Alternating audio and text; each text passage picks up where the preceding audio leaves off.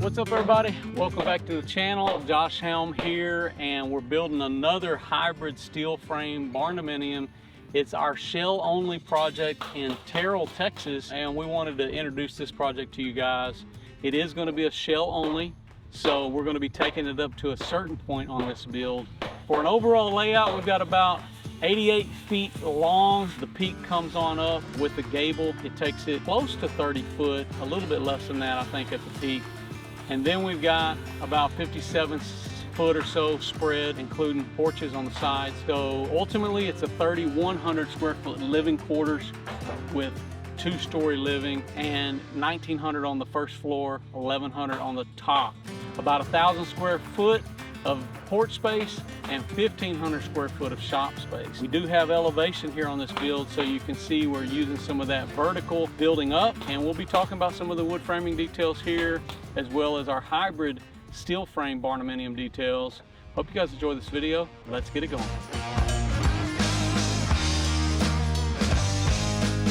So on this side is the entrance side, where we have two pretty large overhead doors that you'll come in and out for parking area.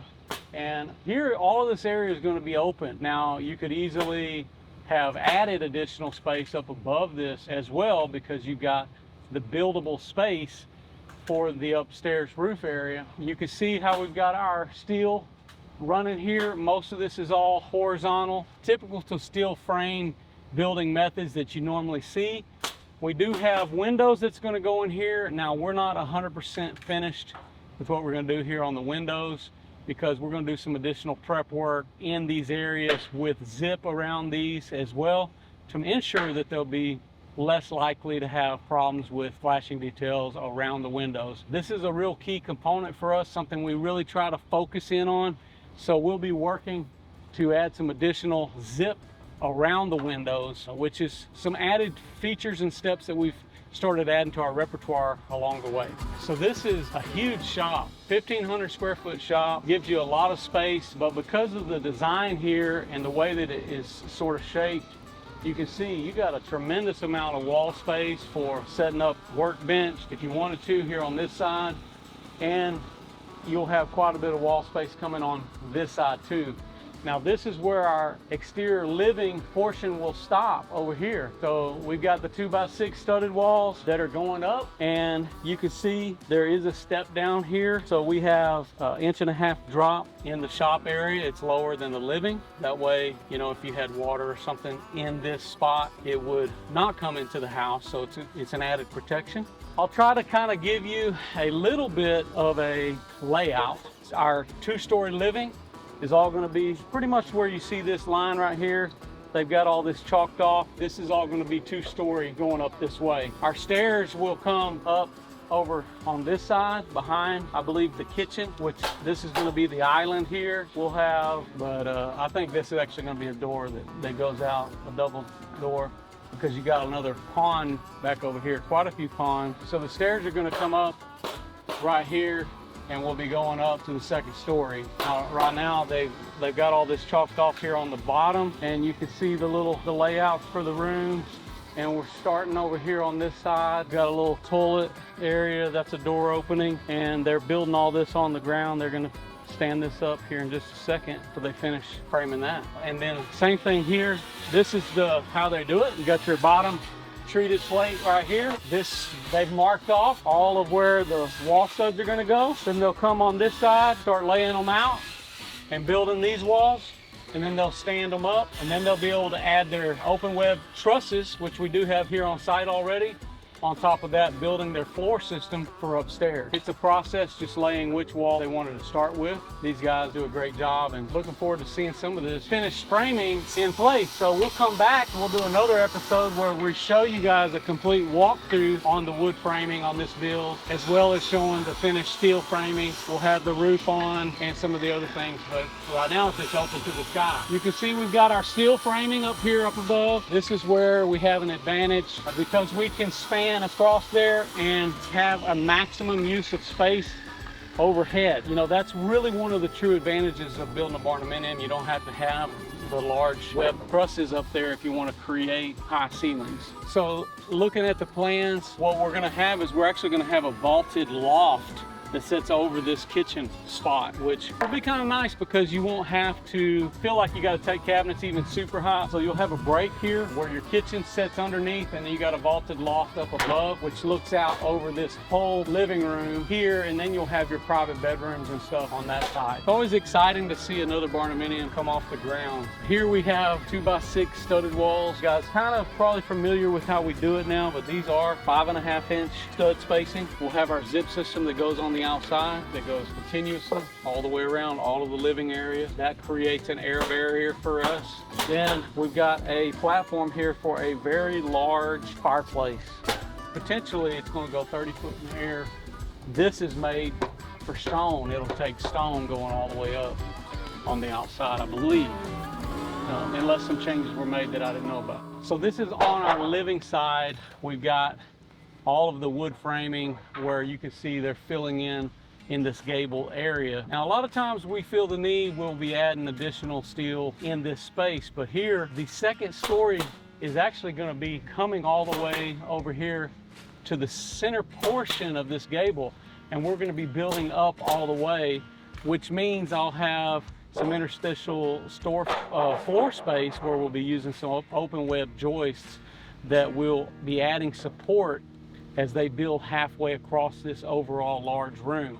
In that sense, there's going to be brace walls that are tying in to this side of this large gable wall. It's just the way that he's framing it right now. It looks massive, and it definitely has a huge appeal sitting here off this hill. But this is where they had to build the pad side up here on this end, and this is the highest point of elevation too. But it worked best for the runoff, the drainage in this area. They've already got a barn you can see out there, which is going to be pretty cool, where they'll, you know, it has this whole entrance design and everything, but it's a pretty neat project out here. So a lot of people are asking us all the time, like, about how we build these open bays and about the support for the steel. Well, you can see I've got my steel framing that comes up and above, and then I've got my wood framing that fits in between right here in this space. Now, we add these additional braces here up at the top for that eave. It gives us some additional triangular strength, I guess is what I'm talking about, to where you don't have to worry about this wall not having support, you know, when it comes to your overall wood frame. You got all the support you need right there at every one of these beams. It's supporting that purlin, which is on the top of your eave strut that goes up there at the very top. And this gives us the extra support that we need to make sure that all these walls are braced off as we move along in the project.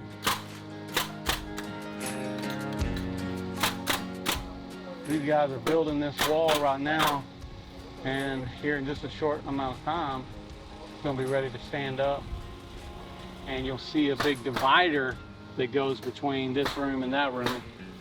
But part of this is setting these main studs along the way. I'm always intrigued by seeing the design and how all this comes together as they're working off the plans to set the doors where they go. And your framers can always tell you, hey, this is a 1/2 inch, this is 1 inch off, and they're processing all this information as you go. So they are really amazing when it comes to their talents and their skills to help bring framing to fruition. So this is a door header he's putting on, which because you have a second story, this ends up being a little bit thicker. You're using a 2x12 here for your door header.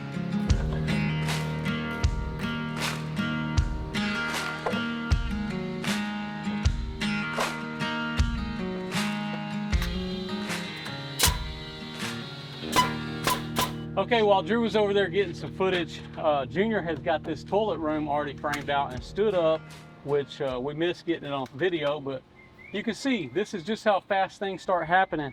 I want to tell you guys about a little detail here. This is something that we do. Now, we do have a seal, which is kind of like a little foam piece that goes between your treated plate and the concrete. One step that we do additionally is we started using this Lexel product, just like we showed you guys on our black gold build, where we're doing a double treated seal plate there. Here we're just doing a single treated plate because we don't have any additional exterior insulation and things like that that are going on this build. But what we do is we still use this between the foam and the board, and on the bottom of the concrete they'll run this along the bottom of the concrete where that seal is going to go to. That way you get a really good tight connection once all this is fastened in, and you can see these get shot into the board, get shot into the concrete all along the way, giving you a real tight seal with this Lexel. Now this is a Sashco product. We've had a lot of good success with it, and it's a versatile product that you can use in a variety of different applications. If you look close, especially where these fasteners are, you can see where it oozed out after they put it in there. So we do have this seal going all the way around. It's just an added nice detail to where you know that, number one, you're creating a barrier without being concerned about water penetration, moisture coming in, bugs, all these kind of things. And it works really good if you run one strip here, one strip here. That way you've got double protection right there. A lot of people always wonder about these connections. We've got our porch overhangs where we're using steel, where it ties into this wall, which you can see our studs are flush with the steel. This allows us to encapsulate that steel, goes underneath all of our zip system. We really try to keep this inside of our finished wall on the zip. That way it can cover nicely as it goes over this wall. You'll see the zip system has a protection that goes over top of our steel.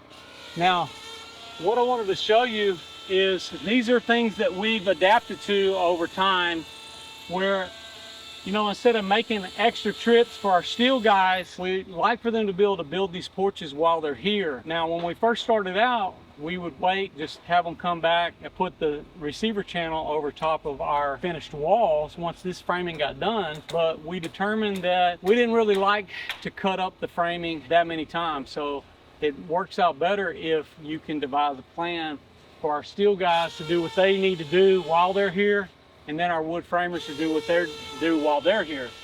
So you can see we're creating a pretty good gap at the top. And what we do is we make an attachment point at this steel where it's welded, and it's also creates just a line facing to where this zip can slide up and around that joint right there, leaving me enough gap to where I can get a complete zip system barrier behind this whole porch. So that's a good detail. It works really well for us. That way we've got all our overhangs done. Our zip can go all the way to the top, and our porch is outside of that zip barrier, which is a good method to use. One other detail here I want to show you. This is the point where our living quarters stops and our shop begins. And this is a detail I've showed you guys a lot of times on this channel, but I want to show you this zip is designed to meet and to flush up with this right here. That way when we run panels, they can just cross right over this point. So you'll see that our wood is set back 1/2 inch, allowing for this to step out a little bit. And you can see it, just a little bit of a change right there at the concrete. That is something that we've adapted to as well. It makes for a smooth transition, so you don't have this bump out with your panels whenever you're going from your steel frame to wood frame for the living quarters. So a lot of people ask, what is seal? It's not the same word being repeated, but it says seal, like a treated seal, S-E-A-L. You can see this has kind of got a corrugated design to it. It's flat on one side, so this normally gets turned down, and this is turned up, facing the board, allowing for when you add pressure to this, it is all under tension as you install it. Now this is what I was trying to say, like we put the caulking on two sides of this, just adding some additional sealage. But it's the sealage. That's what we're doing here on this build, and all of the builds as we try to devise a standard. Now this stuff is very inexpensive, but it is pretty effective. for taking care of some basics, but you know, it always helps to add some additional steps to make it even better. And we don't stop there. On the outside where the zip system meets the treated plate and the concrete, we also add an additional liquid flashing bead that goes all along the connection point there. So we feel pretty good about those connections when it comes to the bottom side and on the bottom plate of a build. Okay, this is going to be our main. Oh yeah. There you go. All right, nice. Just like that. That went well. I think I did a lot of the major lifting there. No, it went well, as expected. These guys are doing a great job. So it was fun being part of this. Got to help stand up some walls. But these guys are going to continue after it, and it's going to be pretty epic.